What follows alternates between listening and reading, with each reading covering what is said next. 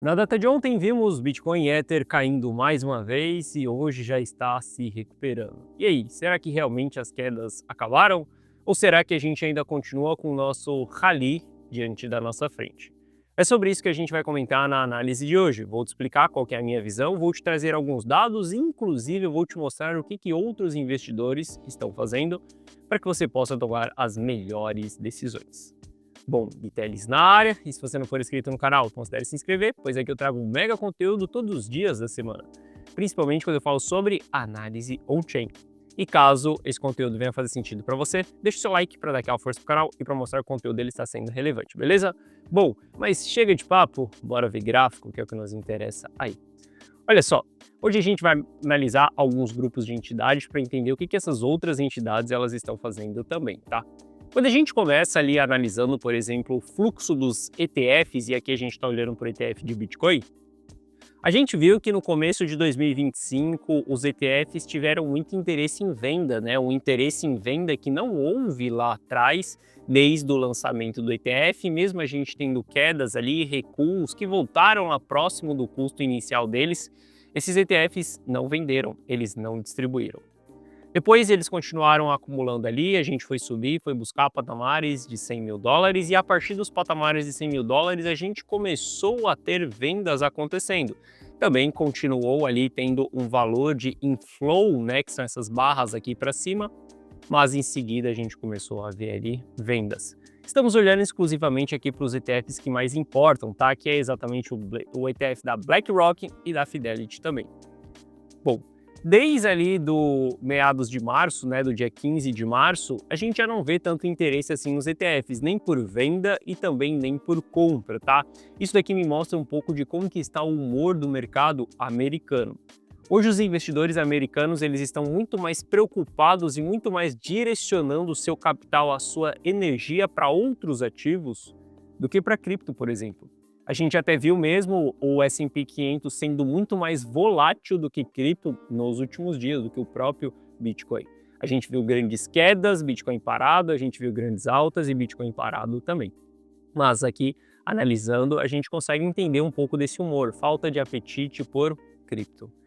Quando a gente analisa o ETF de Ether, a gente viu que também teve um interesse em vendas ali de ETF em fevereiro, a partir do dia 15 ali a gente teve um leve interesse, e nos últimos dias não tem nem interesse de compra e nem interesse de venda também. Estamos em um movimento bem apático, uma falta de interesse desses players por esses ativos, beleza? Bom, olhando para o balanço via OTC, tá? Eu não sei se você sabe, mas muitos investidores institucionais, eles não compram dentro do book de ofertas igual eu e você compramos. Eles não têm uma conta na Binance, na BitGet ou em qualquer outra corretora. Eles vão lá e colocam uma ordem de alguns milhões. Não é assim que funciona. Os institucionais, eles ligam para a corretora e falam, olha só, eu tenho alguns milhões aqui e eu preciso comprar isso em Bitcoin. Você pode me fornecer isso? A corretora fornece isso para os institucionais por trás do balcão, ou seja, aquela venda ela não faz preço de tela, ela não movimenta o preço do ativo, nem na compra nem na venda. Ela move sim o supply, a oferta e a demanda, porque a gente tira ou a gente coloca a oferta circulante no mercado. E quando a gente olha para o balanço via OTC, é exatamente as carteiras que as corretoras transferem as suas criptos para que elas possam fornecer para os institucionais. E analisar o balanço via OTC é mostrar também como que está esse sentimento dos investidores que são institucionais e que não compram por ETF. Lembre-se, há várias maneiras de você investir no Bitcoin. Você pode comprar o ativo diretamente, você pode comprar um ETF, você pode comprar ele via OTC, ou até mesmo você pode utilizar um laranja, como a MicroStrategy, por exemplo, para você investir em Bitcoin. Depois dá uma olhada quem são os acionistas da MicroStrategy e você vai entender um pouquinho porque Michael Saylor ele é o maior laranja aqui dentro do mercado americano. Mas bom, quando a gente olha ali para o balanço via OTC, a gente não está vendo grandes interesses nos últimos dias. Aqui aumentou um pouquinho o balanço, tá? Isso significa que há uma leve demanda dos institucionais em comprar Bitcoin ali via OTC, mas eu quero que você saiba que sempre que a gente tem grandes movimentações no mercado, antes dessas grandes movimentações, a gente tem um aumento bem significativo no balanço via OTC, porque os institucionais eles se preparam e eles também causam boa parte dessas movimentações, só que a gente consegue ver isso daqui dentro do balanço via OTC. Isso aconteceu quando a gente saiu do nosso fundo de 2016, depois aconteceu ali em junho de 2023, depois aconteceu em outubro de 23, a gente teve a última pernada aqui também acontecendo, que foi em outubro de 2024. Quando a gente tiver um aumento bem significativo aqui no balanço via OTC, significa que os institucionais estão querendo tomar risco. A partir dali, a gente vê que tem sim pressão compradora para o preço do ativo subir. Bom, quando a gente analisa o sentimento do mercado, ainda continua um sentimento bem negativo. Inclusive, nos últimos dias a gente voltou para extremo medo. Saiba que isso não é legal em fases saudáveis de alta. Se a gente fica muito tempo com esse sentimento negativo, a gente engata em um bear market profundo e dali para frente você vai ver as pessoas extremamente descrentes do ativo, tá? Depois de muito tempo das pessoas descrentes, obviamente, depois que a gente chegar em patamares bem baixos em fase de capitulação, esse sentimento negativo acaba apontando para nosso fundo, tá? Mas quando a gente ainda está em movimentos de retração, no início de uma retração, isso daqui é bem negativo.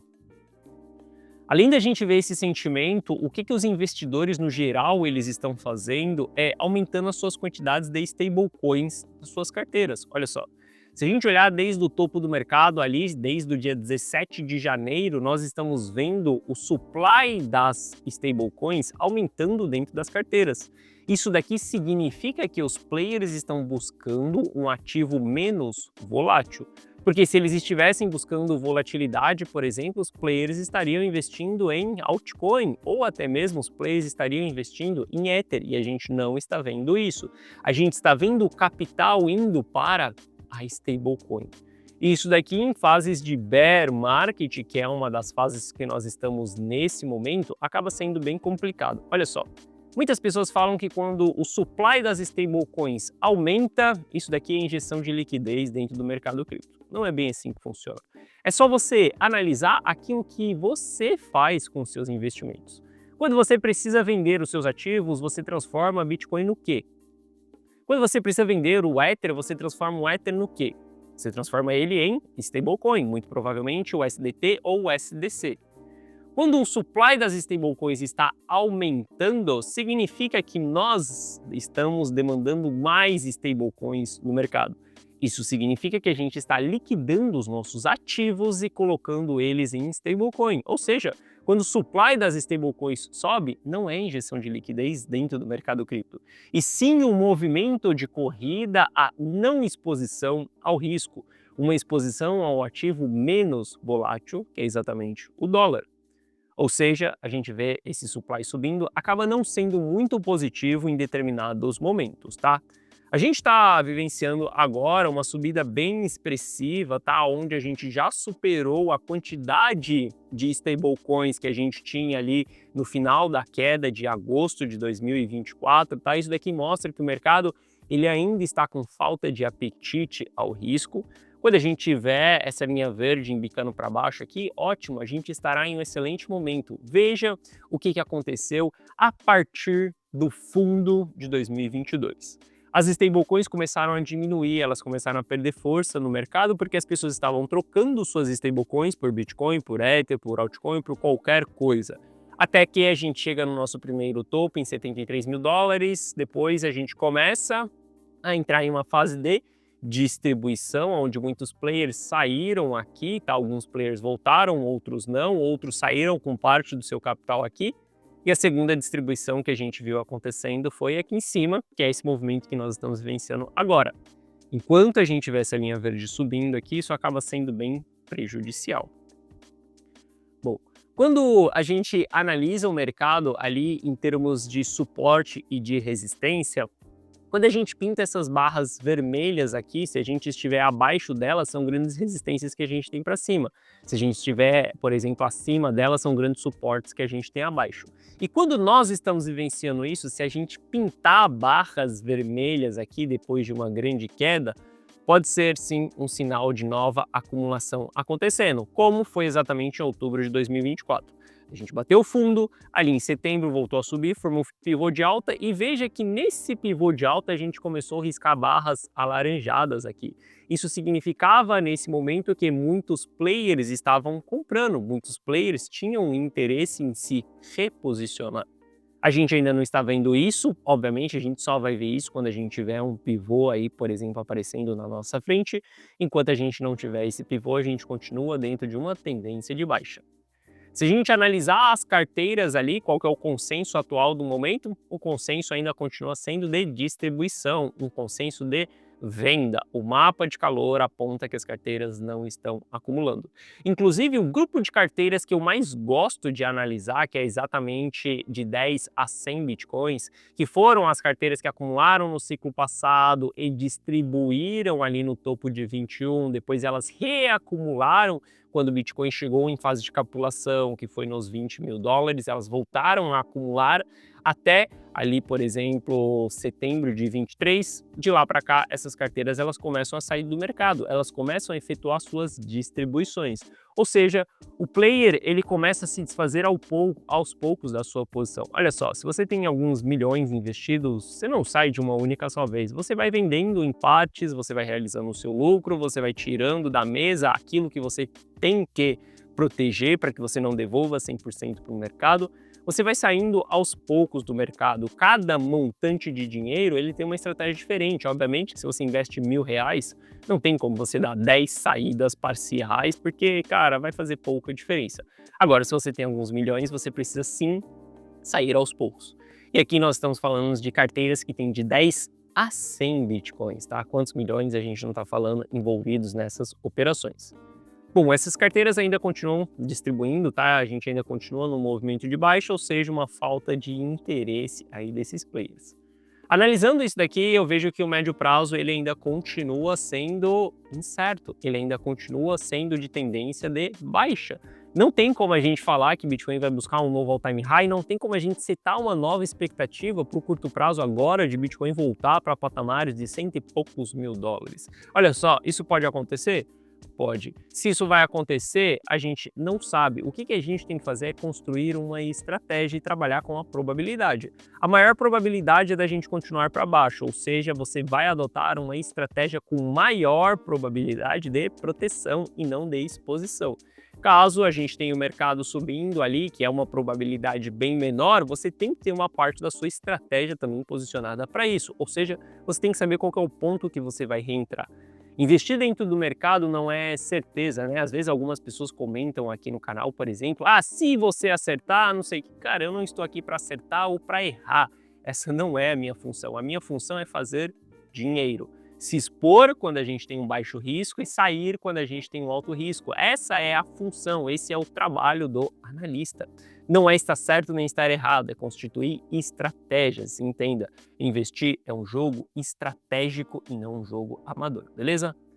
Bom, médio prazo ainda tendência de baixa quando a gente olha ali para o curto prazo. Na data de ontem eu comentei com você que a gente poderia ter liquidação acontecendo ali das pessoas que estavam apostando em long, e a gente teve essa liquidação das pessoas que estavam apostando em long, ou seja, a gente viu o mercado caindo, liquidando todo mundo e ele voltou a subir. A gente ainda continua com margem para constituir liquidação ali entre os 84 e os 86 mil dólares, tá? Eu vejo que o rally ele ainda pode se esticar um pouquinho mais e para mim isso daqui é só um rally, a gente vai continuar tendências de baixa. Ether, a gente teve menos liquidação acontecendo e a gente sabe que os pontos maiores de liquidação de Ether está lá na casa dos 1.800. Agora a gente começou a ter um pouco mais de liquidação das pessoas que estão shortando o Ether até os 1.700, então isso daqui pode ser combustível para a gente continuar subindo no curto prazo.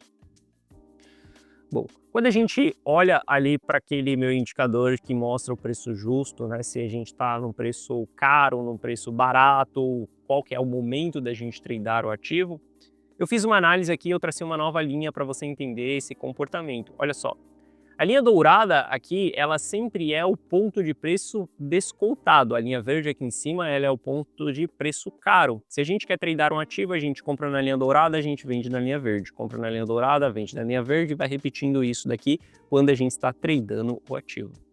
Eu quero que você veja que o preço ele sempre caía até a linha dourada, até a gente chegar no topo do mercado. A partir do momento que a gente chegou no topo do mercado, eu tracei uma nova linha aqui, que é uma linha roxa, que é um ponto mais abaixo da linha dourada. O que que isso significa? Depois que a gente bateu o topo nos 106 mil dólares do Bitcoin, as pessoas começaram a aceitar, por exemplo, patamares de preço mais baratos ainda do que a linha dourada. Dentro de bull market, por exemplo, a gente vê que a linha dourada ela é o grande suporte. E agora, como nós estamos em bear market, até escrevi aqui, né, o bottom bull, que é quando a gente está no fundo do bull market, e o bottom bear, quando a gente está no fundo de bear market, ou seja, inícios de rallies têm uma maior probabilidade de serem iniciados na linha roxa aqui embaixo.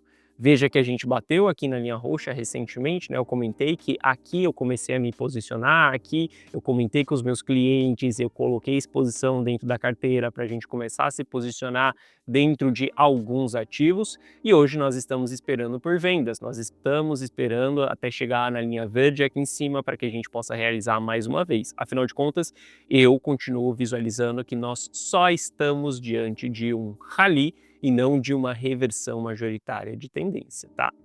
Bom, quando a gente analisa para o Ether, trouxe o mesmo conceito ali, linha roxa aqui em cima, linha dourada ali, e a gente ainda está longe da linha verde, ou seja, tem um espaço ainda para a gente poder subir. Os dois ativos, eles estão com margem para a gente poder subir. Se a gente analisar o price action, por exemplo, do Bitcoin, a gente ainda não encontra nenhuma divergência dentro de um gráfico de 4 horas, a gente ainda está longe, por exemplo, de uma região de sobrecompra. Se a gente olhar o gráfico de 1 hora, ainda não tem divergência dentro de um gráfico de 1 hora, a gente tem um topo mais baixo que o topo anterior, o RSI está normal aqui com um topo mais baixo do que o topo anterior, nenhuma divergência, tá? Eu vejo que a gente ainda tem margem para poder subir, ou seja, as posições que eu comprei aqui dentro dessa região junto com os meus clientes, elas ainda estão sendo carregadas. Só que o que eu estou fazendo ao longo desse processo é subir o stop. Olha só, stop não é uma estratégia que você engessa ela, você coloca um preço específico ali e simplesmente só vai stopar se chegar naquele preço. Você pode ir trabalhando com stop ao passar do tempo. Conforme você vai vendo as liquidações acontecendo, você pode subir o seu stop para um 0 a 0 até um determinado momento que você chegar em um stop gain, por exemplo. Então, trabalhar também com stop é uma das técnicas que eu, Guiteles, utilizo, tá? Eu sempre vou buscar também por aumentar o meu stop ali, não vou ficar segurando aquele stop para sempre lá embaixo. Hoje eu já trabalho com stop ali acima de 0 a 0, por exemplo, no Bitcoin, também subi stop dentro de Ether. Ether devolveu muito mais do que o Bitcoin na movimentação de ontem, mas a gente ainda tem margem para subir ainda. Ether não consegue chegar dentro da média de 200 períodos num gráfico de 4 horas, tá? A gente está vendo que desde quando ele iniciou as suas quedas ali, ele não conseguiu voltar mais. A última vez que ele chegou próximo aqui foi dia 23 de fevereiro, ou seja, o ativo muito fraco em uma baita de uma tendência de baixa. Olha só, muitas pessoas eufóricas, muitas pessoas animadas com uma alta de 10% ali, mas quando se dá um zoom out, a gente ainda continua ladeira abaixo em Ether, 62% ainda de prejuízo, tá? Novamente, eu tenho uma visão de que a gente está próximo de um topo, a gente está buscando por uma venda nesse topo, que é exatamente o final de um rally. Eu estou posicionado, os meus clientes estamos posicionados, tá, com parte do nosso capital e nós estamos procurando por venda nesse momento. Se você quiser vender junto comigo e recomprar na próxima movimentação de baixa, ou se a gente começar a subir e ter uma estratégia para essa movimentação de alta, se você quiser que eu tome todas as decisões por você e que você tenha os mesmos resultados que eu, Guiteles, você pode entrar para a carteira Rumo ao Milhão. Na carteira Rumo ao Milhão, eu tomo todas as decisões, você só precisa copiar e colar as minhas decisões, tá? Caso você queira entrar para a carteira Rumo ao Milhão, abaixo desse vídeo, na descrição, tem um link. Esse link vai te direcionar para essa página aqui. Nessa página eu te explico o que é a carteira Rumo ao Milhão. Assista esse vídeo para você entender se a carteira Rumo ao Milhão ela é para você ou não, tá? Aqui abaixo eu te explico que você vai ter acesso a um app exclusivo meu no seu celular, aonde eu mando essas notificações aqui, ó, na tela do seu celular de compra e de venda, tá? Aqui abaixo tem o resultado de alguns clientes e caso você tenha qualquer dúvida, clica nesse botão do WhatsApp em que você será direcionado para o atendimento. E o preço da carteira Rumo ao Milhão, ele vai subir e você sabe que quando eu faço aumento, não é aumentozinho de 5, 2%, não. Os aumentos eles são bem significativos. Isso porque cada vez mais eu acredito que a carteira Rumo 1 Milhão ela tem um valor muito maior do que aquilo que a gente cobra. As decisões que a gente vem tomando ao longo dos últimos meses, para mim não houve decisões melhores, não teria como eu tomar uma decisão melhor do que proteger a carteira na virada do ano e tentar se expor ela somente ao longo dos ralis. Enquanto a tendência não reverter, a gente não vai ver a carteira Rumo 1 Milhão, por exemplo, acumulando bons projetos. A gente vai deixar isso para as fases de bull market. Dentro dessas fases de bear, a gente vai preferir ficar mais na defensiva, beleza? Bom, essa foi a nossa análise de hoje. Se você gostou, deixa o seu like. Se você não é inscrito no canal, considere se inscrever. Um forte abraço e eu vejo você de volta aqui no canal amanhã. Valeu!